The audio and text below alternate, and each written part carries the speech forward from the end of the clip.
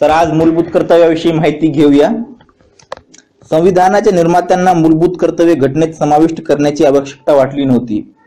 1976 मध्ये काँग्रेसने असे घोषित केले की मूलभूत कर्तव्यांचा घटनेत समावेश न करणे ही एक ऐतिहासिक चूक होती आणि दावा केला की जे काम संविधानाचे निर्माते करू शकले नाही ते आता केले जाईल। केवळ समाजवादी राष्ट्रांनीच मूलभूत हक्क आणि मूलभूत कर्तव्यांना समान महत्त्व दिलेले आढळते। जपानच्या राज्यघटनेत केवळ नागरिकांच्या कर्तव्यांची यादी दिलेली आहे। आणीबाणीच्या काळात निर्माण झालेल्या गरजेमुळे भारत सरकारने 1976 मध्ये मूलभूत कर्तव्याबाबत सरदार सवर्णसिंह समिती स्थापन केली। भारतीय राज्यघटनेच्या कलम 51 अ आणि भाग 4 अ मध्ये नागरिकांच्या मूलभूत कर्तव्ये नमूद केलेली आहेत। हक्क आणि कर्तव्ये या एकाच नाण्याच्या दोन बाजू आहेत।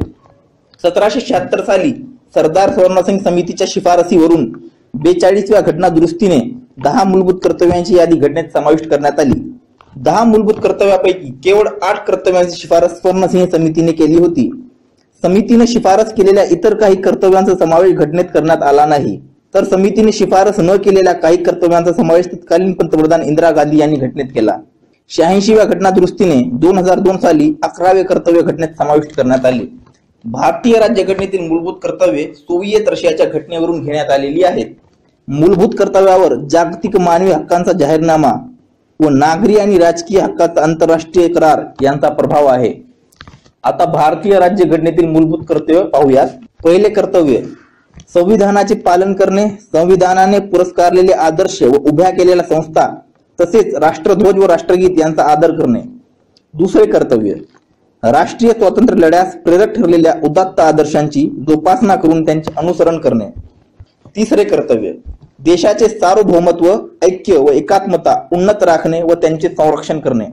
चौथे कर्तव्य देशाचे संरक्षण व राष्ट्रीय सेवा करण्यास तयार राहणे। पाचवे कर्तव्य धर्म, भाषा, प्रदेश, वर्ग वगैरे भेद विसरून अखिल भारतीय जनतेत एकोपा व भ्रातृभाव वाढीस लावणे। स्त्रियांच्या प्रतिष्ठेला उणेपणा आणणाऱ्या प्रथा सोडून देणे। सहावे कर्तव्य आपल्या संमिश्र वारसाचे मोल जाणून तो जतन करणे। सातवे कर्तव्य अरण्ये, सरोवरे, नद्या व अन्य जीवसृष्टी यांसह नैसर्गिक पर्यावरणाचे संरक्षण करून त्यात सुधारणा करणे। सजीव प्राण्याबाबत भूतदया बाळगणे। आठवे कर्तव्य विज्ञाननिष्ठ दृष्टिकोन, मानवतावाद आणि शोधक बुद्धी व सुधारक वृत्ती यांचा विकास करणे। नववे कर्तव्य सार्वजनिक संपत्तीचे संरक्षण करणे, हिंसाचाराचा निग्रहपूर्वक त्याग करणे। दहावे कर्तव्य आपले राष्ट्र सतत उपक्रम व सिद्धी यांच्या चढत्या क्रमात श्रेणी गाठली जाईल अशा प्रकारे सर्व व्यक्तिगत व सामुदायिक क्षेत्रात पराक्षतेचे यश संपादन करण्यासाठी झटपटणे।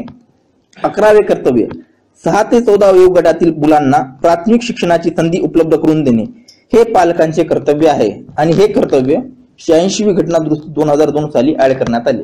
मूलभूत कर्तव्यावर काही आक्षेप घेण्यात आले होते, पाहूया ते आपण।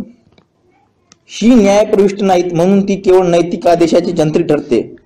सवर्णसिंह समितीने मूलभूत अधिकाराच्या उल्लंघनासाठी शिक्षेची तरतूद केली होती, पण प्रत्यक्षात ही तरतूद घटनेत करण्यात आली नाही। ही यादी पुरेशी सर्वसमावेशक नाही, कारण कर देणे, कुटुंब नियोजन, मतदान करणे यांसारखी नागरिकांची कर्तव्ये यात नाहीत।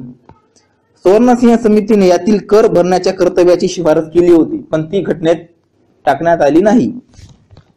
कर्तव्य पालनाच्या मोजपट्ट्या नसल्यामुळे कोण कितपत पालन करतो हे समजणे असंभव आहे।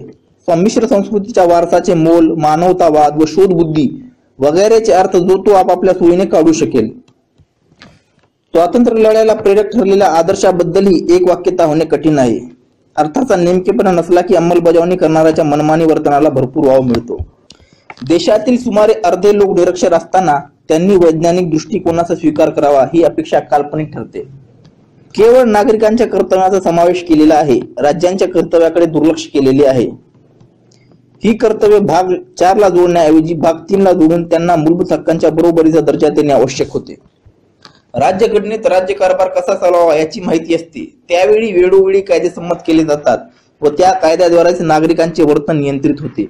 त्यामुळे अकारण मूलभूत कर्तव्यांचा समावेश घटनेत करून संविधानाविषयी दुराग्रह निर्माण झाला आहे।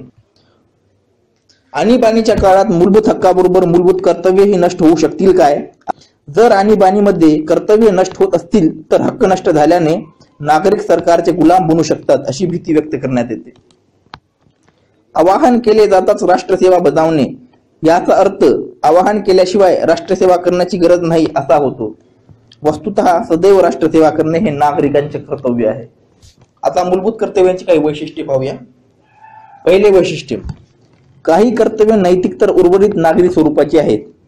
दुसरे, मूलभूत कर्तव्यामध्ये भारतीय जीवनशैलीचा सहतीकरणाचा भाग समाविष्ट आहे।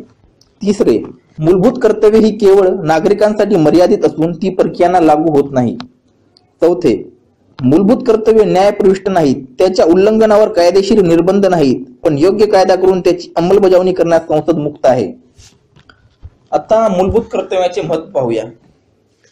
हक्कांचा उपभोग घेत असतानाच आपल्या देशाप्रती, आपल्या समाजाप्रती आणि इतर नागरिकांप्रती आपली काही कर्तव्य आहेत याची जाणीव स्मरण करून देण्याचे कार्य ही कर्तव्य करतात।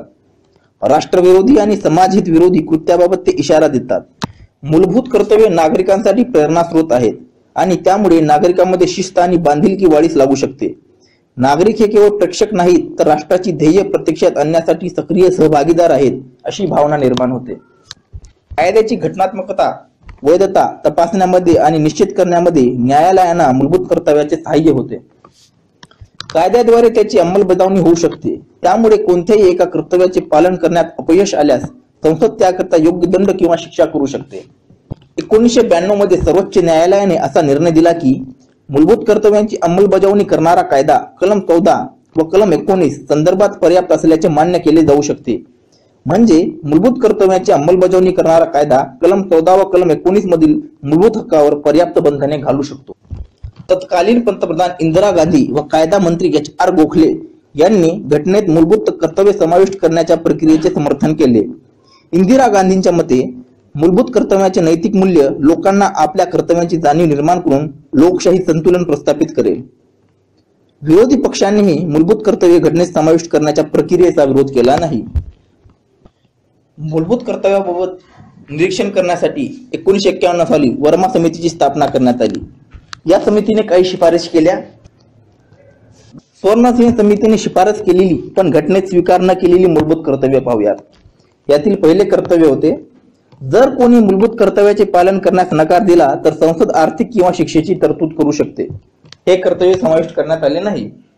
दुसरे, मूलभूत अधिकार लागू करण्याच्या आधारावर किंवा मूलभूत कर्तव्य रुची नसण्याच्या आधारावर कोणताही कायदा या प्रकारे आर्थिक दंड अथवा शिक्षा देण्याची तरतूद न्यायालयाद्वारे करणार नाही।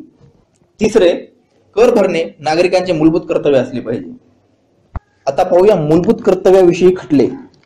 पहिला खटला आहे, सर्वोच्च न्यायालयाने MC मेहता विरुद्ध केंद्र सरकार या 1973 सालच्या प्रकरणावर केंद्र सरकारला असे निर्देश दिले की देशातील नागरिकांना मूलभूत अधिकाराशी संबंधित प्रकरणात अनिवार्य शिक्षा दिली पाहिजे। दुसरा खटला AIIMS विद्यार्थी युनियन विरुद्ध AIIMS प्रशासन 2000 या खटल्यात सर्वोच्च न्यायालयाने मूलभूत कर्तव्यांना मूलभूत हक्का एवढेच महत्त्वपूर्ण मानले आहे आणि संविधानाच्या उपबंधाच्या व्याख्येत मूलभूत कर्तव्यांना मान्यता दिली आहे। तिसरे, संविधानात समाविष्ट मूलभूत कर्तव्य अस्पष्ट व अनेकार्थी आहे आणि केवळ नैतिक बोधाचा उल्लेख करत आहे। याऐवजी या कर्तव्यांना लागू करण्यासाठी कोणतेही प्रावधान नव्हते आणि मूलभूत कर्तव्यांचे उल्लंघन थांबवण्यासाठी शिक्षेचे प्रावधान नव्हते।